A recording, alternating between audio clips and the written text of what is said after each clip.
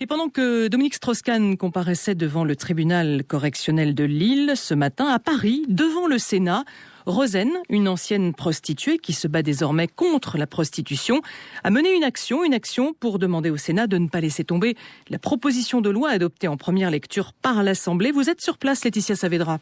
Ah oui Claire, elles étaient une trentaine de militantes avec des pancartes comme « Êtes-vous Mac » ou « Sénateur » ou encore un caddie avec une jeune femme dedans et un panneau « Marchandises ». Ce qu'elles réclament, c'est que le Sénat examine rapidement la proposition de loi qui pénalise les clients de prostituées.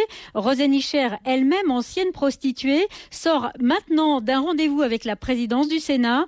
Pas d'engagement, mais elle pense qu'elle a été entendue. On a été reçus, on a été écoutés, entendus. Là, on a fait une belle avancée. La victoire, on va finir par l'obtenir.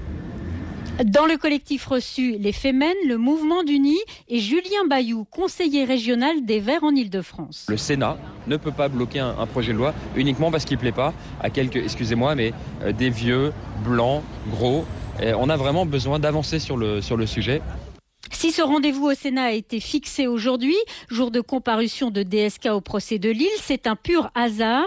Hasard qui, selon le collectif des effrontés, sert la cause abolitionniste. Fatima Benomar, porte-parole du collectif. Avec ce procès, on se rend compte comment les clients prostitueurs, qui soient haut placés, en cravate ou bien dans la rue, exercent vraiment des violences, maltraitent les femmes, d'autant plus qu'ils les payent d'ailleurs, parce qu'ils se disent, bon, on a dépensé 1 000 € cette nuit, là c'est sûr que tu vas faire que ce que je te demande. Quand ils s'envoient des SMS, ils disent cette connasse, ce cheptel, ce matériel, cette marchandise. Donc on est bien dans des rapports de domination et de violence. Et le collectif promet, on ne lâchera pas.